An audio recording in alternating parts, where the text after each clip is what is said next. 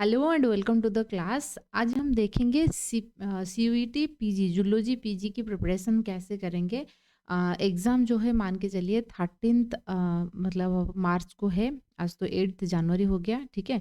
तो 8th जनवरी से 13th मार्च लगभग आपके पास 63 डेज़ के आसपास रहेगा, ठीक है। और 60 डे मान के चलिए, मान लीजिए और 2-3 दिन ऐसे छोड़ दीजिए, ठीक है। 60 डेज़ मान के चलिए। तो इस 60 डेज़ के अंदर अंदर हम कैसे जो है ना प्रिपरेशंस करेंगे। चाहे आप सीयूईटी की मतलब कुछ बच्चे हमारे उड़ीसा में होते हैं जो कि घर में ऐसे नहीं छोड़ते हैं, जहाँ सीयूईटी क्लियर कर लेते हैं, आउट ऑफ स्टेट नहीं छोड़ते हैं, फिर भी आप तैयारी कर लीजिए। क्योंकि यहाँ पे क्या होगा, एक लेवल में तैयारी हो जाएगा उस एग्ज़ाम को नज़र में रखते हुए, फिर आपका सीपेट जो है आसानी से क्लियर हो जाएगा, ठीक है। आपने यदि हमारा जो पिछले बैच में मामाली की आपने देखा होगा, उन्होंने पहले सीयूईटी की तैयारी की थी, इसलिए उन्होंने अच्छे रैंक में फिर उन्होंने एडमिशन्स लिया है, ठीक है। तो आपको उस चीज़ों को ध्यान रखते हुए चलना पड़ेगा, चाहे आपके घर में मतलब कि उसको अलाउ कर रहे हैं या नहीं। तो हो जाएगा, तो सेंट्रल यूनिवर्सिटी उससे कोई है ना अच्छी चीज़ नहीं है, फिर भी हम देखेंगे। तो यदि हम बात करेंगे सीयूईटी में, आपको पार्ट ए उनमें नहीं है, पार्ट बी में 75 क्वेश्चंस रहेगा, ठीक है। 75 क्वेश्चंस रहेगा। आपको इसको मतलब कि एकदम सब्जेक्ट वाइज है। तो मेरे हिसाब से यदि आप लोग तो जूलॉजी के बच्चे हैं, आप जूलॉजी भी ले सकते हो, उसके अलावा आप लाइफ साइंस भी ले सकते हो, ठीक है ना। ये 2 सब्जेक्ट में आप एग्ज़ाम दे सकते हो। और कल की क्लास में हमने देखा था कि प्राइस वैल्यू क्या है, ये सारी चीज़ें। तो यदि हम पिछले साल जो है ना, पहले तो 400 में एग्ज़ाम हुआ करता था, लेकिन 2024 से पार्ट ए को रिमूव किया गया है। अभी जो फुल मार्क है 300 है, क्योंकि पार्ट ए नहीं है, सिर्फ पार्ट बी यानी कि सब्जेक्ट वाइज क्वेश्चंस होता है।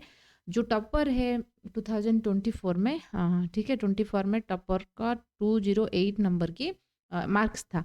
तो आप 220 मार्क्स मार्जिन लेके चलिए, समझ रहे हो ना, 220 मार्क मार्जिन लेके चलिए, ताकि मतलब कि आउट ऑफ 300 आपको 220 जो है ना क्लियर करनी है, समझ रहे हो ना। अच्छा, तो ये 70% आपको स्कोर करनी है। 2023 में 400 था ना, इसलिए क्या है, 228 एंड 88 मार्क्स था। लाइफ साइंस कैटेगरी के अंदर 241 था, अप्लाइड माइक्रोबायोलॉजी में 281 था, समझ रहे हो ना। तो ये 24 की पिछले साल में, क्योंकि थोड़े से जो है ना पार्ट ए वाला चीज़ें है पिछले साल हटी हैं, उससे पहले वो था। हम सिलेबस की बात करेंगे, ये सारे सिलेबस जो है जूलॉजी के है ना। जूलॉजी लाइफ साइंस लगभग इक्वल होता है। थोड़े बहुत लाइफ साइंस में क्या होता है ना, टेक्निक से ज़्यादा क्वेश्चन आ जाता है, टेक्निक से, मॉलिक्यूलर बायोलॉजी से, वहाँ से ज़्यादा आता है।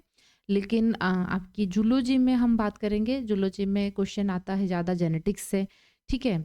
फिजियोलॉजी से बहुत ज़्यादा क्वेश्चन आता है, एनिमल फिजियोलॉजी से बहुत ज़्यादा क्वेश्चन आता है। यदि आपने लाइफ साइंस मतलब कि एग्ज़ाम दोगे, तो आप टेक्निक को अच्छे से पढ़ना है। एंड लाइफ साइंस में जो है ना, आपको इवोल्यूशंस या उसको उतना नहीं पढ़नी है, लेकिन जूलॉजी में वो चीज़ आपको पढ़ना पड़ेगा। ये तो है सिलेबस। सेल बायोलॉजी है, सेल बायोलॉजी से लास्ट ईयर 5 क्वेश्चन आया था, बायोकेमिस्ट्री से 5 क्वेश्चन, मॉलिक्यूलर बायोलॉजी से 4 क्वेश्चन, इकोलॉजी एंड बायोडाइवर्सिटी वो मिलके 9 क्वेश्चंस था, ठीक है ना, 2 यूनिट। बायोडाइवर्सिटी ये दोनों मिलके 5 क्वेश्चन था, इम्यूनोलॉजी से 2 क्वेश्चन, एंड जेनेटिक्स से 10 क्वेश्चन। जेनेटिक्स आप देख सकते हो कितना वेटेज है। एंड बायोटेक्निक्स जो होता है उसमें 7 क्वेश्चन था। वर्टिब्रेट इनवर्टिब्रेट्स यानी कि आपका जो कोर पेपर 1-3, ठीक है ना, आपने पढ़े हैं ना, अप टू द स्यूडोसिलोमेट, फिर सिलोमेट, एनालिडा से लेकर एकानोडर्म तक, फिर कोडेट्स आपने देखा था, थे ना। तो ये सारे वर्टिब्रेट्स इनवर्टिब्रेट्स में आएगा, वहाँ से 4 क्वेश्चन आया था। डेवलपमेंटल बायोलॉजी, एनिमल फिजियोलॉजी से 12 क्वेश्चंस। तो आप देख सकते हो, एनिमल फिजियोलॉजी, जेनेटिक्स उनका, एंड इकोलॉजी, बायोडाइवर्सिटी, इनकी वेटेज बहुत ज़्यादा है, ठीक है। आपको आउट ऑफ 300 आपको 220 टारगेट करते चलना पड़ेगा। 220 आपको एनी हाउ स्कोर करना पड़ेगा, ताकि आप आपकी जो ड्रीम यूनिवर्सिटी होता है वहीं पे एडमिशन ले पाओगे। हाँ, और एक चीज़ आप ध्यान दीजिए, जो डीयू है, दिल्ली यूनिवर्सिटी है, वो जूलॉजी की कोड जो है ना उसके अकॉर्डिंग एडमिशन ले रहे हैं, वो लाइफ साइंस में नहीं। तो जूलॉजी अब अच्छे से पढ़ना है, ठीक है। रिकमेंडेड एंड टेक्नोलॉजी, ये सारे सिलेबस होता है। तो इतने जो टोटल 14 यूनिट्स है, ठीक है ना, 14 यूनिट, 14 यूनिट है। तो उसको हम 60 डेज के अंदर अंदर कंप्लीट करनी है। तो 60 डेज तो आपको एग्जाम हो जाएगा। तो हम क्या करेंगे, लगभग 45 डेज में ये सारी चीज़ों को कंप्लीट करना पड़ेगा। 14 यूनिट है। हम क्योंकि जो लास्ट रहेगा है ना 15 दिन रहेगा, हम वहाँ पे सिर्फ और सिर्फ रिवीजन करेंगे। सिर्फ और सिर्फ क्या करेंगे, रिवीजन करेंगे, कोई भी नया टॉपिक नहीं पढ़नी है। लेकिन अप टू 45 डेज, समझ रहे हो ना, अप टू 45 डेज आपको सब कुछ नया करके पढ़ना पड़ेगा, ठीक है, और इन डेप्थ पढ़ना पड़ेगा।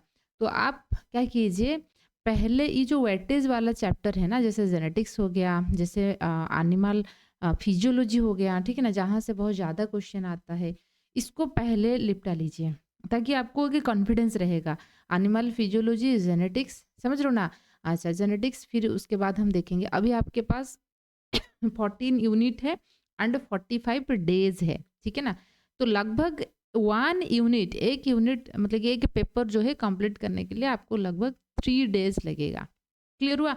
अच्छा, फिजियोलॉजी आप यदि देखोगे, एनिमल फिजियोलॉजी लिखा है आपकी कोर पेपर में, जो आप सेमिस्टर दे रहे थे, आपकी 3rd semester and 4th semester के अंदर था, ठीक है ना। लाइफ फंडामेंटल यूनिट्स, जो एक लाइफ था, life sustaining system and controlling coordinating system करके था।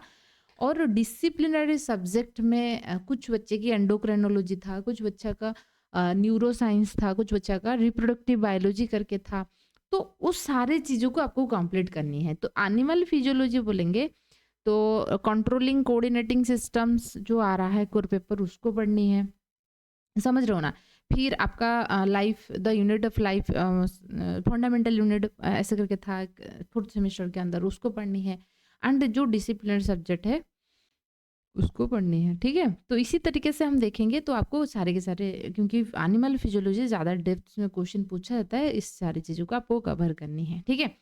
फिर उसके बाद हम देखेंगे जेनेटिक्स, आपको वही प्रॉब्लम वगैरह है, वो सारी चीज़ें करनी है, ठीक है।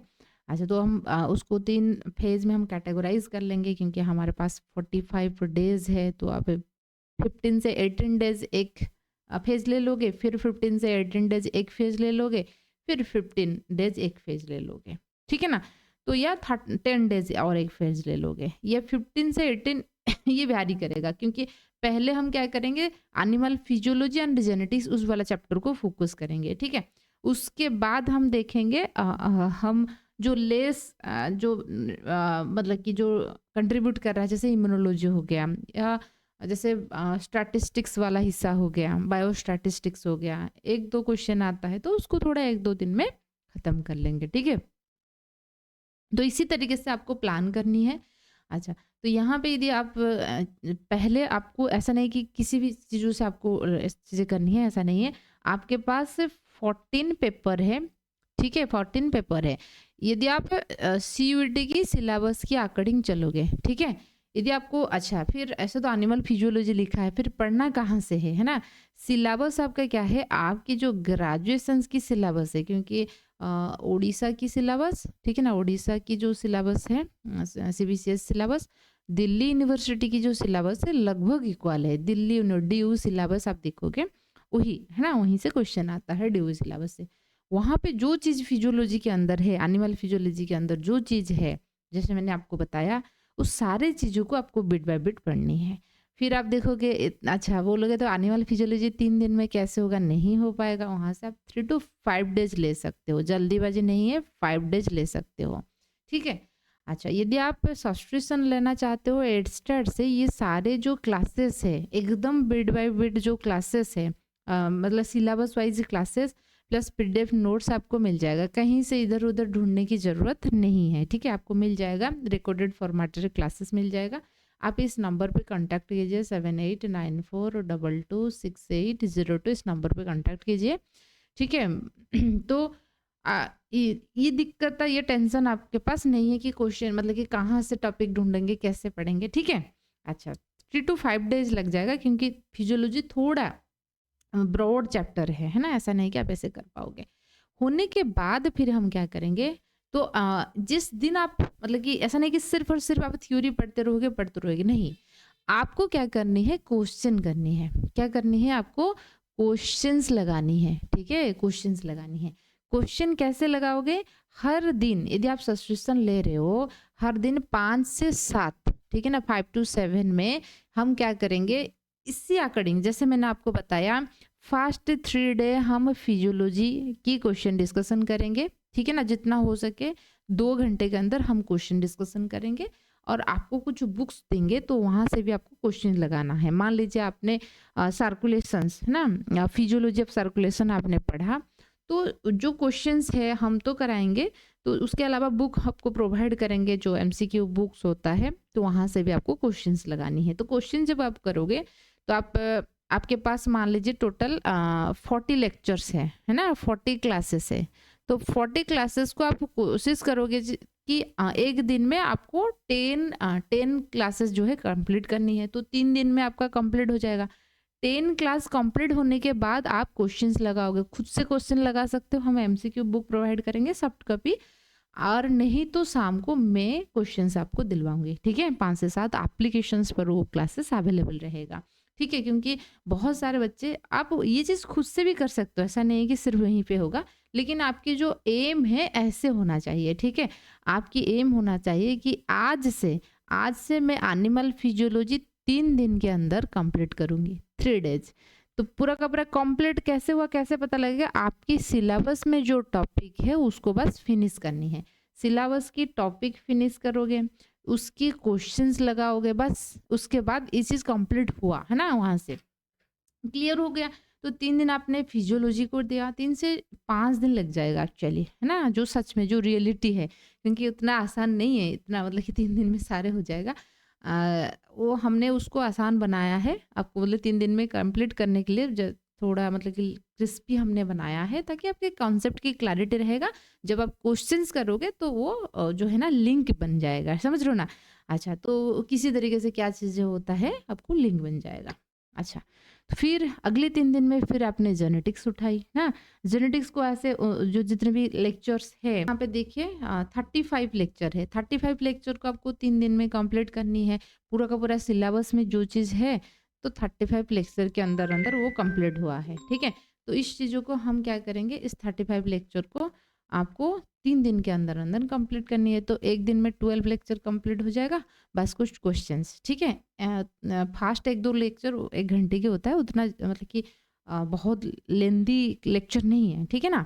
अच्छा, तो आप कंप्लीट कर लोगे, फिर उसके साथ साथ क्वेश्चन हम शाम को करेंगे, ठीक है, 5 से 7 PM, ठीक है ना, शाम में करेंगे। तो आपको इसी तरीके से हो जाएगा। 3 दिन के बाद कंप्लीट होने के बाद आपके टॉपिक कंप्लीट हुआ, हमने क्वेश्चंस लगाया, उसके बाद मॉक टेस्ट होगा। क्या होगा? मॉक टेस्ट होगा। आए ना बात समझ में? मॉक टेस्ट स्टार्ट हो जाएगा उसके बाद। तो इसी तरीके से हम क्या करेंगे, पूरा का पूरा जितना कोर पेपर है सबको हम निपटा लेंगे। उसके बाद हम फुल सिलेबस मॉक टेस्ट करेंगे, ठीक है।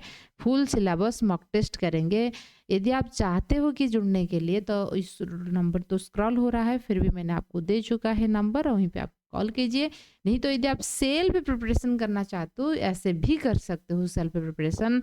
पहले थ्योरी को कंप्लीट कीजिए, थ्योरी कंप्लीट करने के बाद क्वेश्चन प्रैक्टिस कीजिए, एंड कहीं पे एक मॉक टेस्ट ज्वाइन कर लीजिए ज़रूर। ये आपको ज़्यादा बेनिफिट होगा। आपको एग्ज़ाम की जो माहौल है ना, पहले से आपके दिमाग में वो प्रायोरिटी सेट हो जाएगा, अच्छा मुझे एग्ज़ाम देनी है उस चीज़। और मॉक टेस्ट के दौरान आप ये चीज़ भी कर सकते हो, समझ रहे हो ना। मॉक टेस्ट के दौरान आप क्या कर सकते हो, अच्छा मुझे मॉक टेस्ट देनी है, तो इसके लिए वो जो है ना पूरा पूरा पेपर हम सॉल्व कर लेंगे, है ना, क्लियर करेंगे। तो मॉक टेस्ट आप कहीं से भी जरूर ज्वाइन कर लीजिए, ये आपको बहुत हेल्पफुल होगा, ठीक है। ऐसे क्वेश्चन एमसीक्यू सॉल्व करना और मॉक टेस्ट सॉल्व करने से थोड़ा डिफरेंट होता है। एमसीक्यू में जब आप सॉल्व कर रहे होंगे तो आपको पता होगा अच्छा आंसर वहीं पे है, आपके दिमाग के अंदर उतना जोर नहीं पड़ेगा। लेकिन जब आप क्वेश्चंस एग्जाम पैटर्न में सॉल्व कर रहे होंगे तो आपको थोड़ा प्रेशर होता है, उसके अकॉर्डिंग आपको खुद को प्रिपेयर करनी है। और यहीं पे बहुत सारे बच्चे भी एनरोल्ड है, आपको लग जाएगा कि आपकी जो फ्रेंड्स होते हैं वो कितने आगे हैं, आप कितने पीछे हैं, या आप आगे हैं पीछे, ये सारे के बारे में एनालिसिस आपको मिल जाएगा। तो इसी तरीके से हम यदि बात करेंगे तो आप मॉक टेस्ट के साथ साथ है ना, सिर्फ मॉक टेस्ट भी चाहते हो तो आप भी ज्वाइन कर सकते हो, नहीं तो क्लासेस के साथ भी आप ज्वाइन कर सकते हो, ठीक है। सो आई होप आपको चीज़ें क्लियर होगा कि किसी तरीके से हमको प्रिपेयर करनी है। और आपकी एम ये होना चाहिए कि मुझे एक सीट चाहिए, ठीक है ना, एक सीट चाहिए। जो बच्चे दिल्ली यूनिवर्सिटी के लिए मतलब कि प्रिपेयर एनरोल करना चाहते हो तो आप ज़रूर जूलॉजी, क्योंकि जूलॉजी की कोड के आंकड़े उन्होंने एडमिशन इस साल हुआ था, तो उस चीज़ को ध्यान रखते हुए चलना पड़ेगा। और दूसरा चीज़ है, यदि आप चाहते हो कि अच्छा मुझे तो सीयूईटी नहीं देना है, मुझे सिर्फ सिपेट उड़ीसा के लिए देना है, फिर भी आप इस पैटर्न में खुद को प्रिपेयर कीजिए ताकि एग्ज़ाम होने से पहले और 23 दिसंबर में एक डिसीजन मतलब लेने वाला था, क्या सिपेट 1 साल में 2 बार होगा या नहीं। इस ईयर तो लागू नहीं होगा, नेक्स्ट ईयर होने की चांसेस है। इस तरीके से होता है ना? लेकिन वो अप्लाइड नहीं है, सिपेट 1 साल में 2 बार होगा या नहीं। फिर भी आप सीपेट के लिए ये कि पहला स्टेप है, आप ऐसा मान के चलिए आपकी एग्ज़ाम मतलब सीपेट की जो है ना फॉर्म निकलने से पहले आपकी तैयारी हो जाएगा। तो ज़रूर इस चीज़ों को ट्राई कीजिए। ऐसे आप तो आई होप आपको चीज़ें क्लियर होगा, ठीक है? फिर भी कोई डाउट है पूछ लेना। So thank you.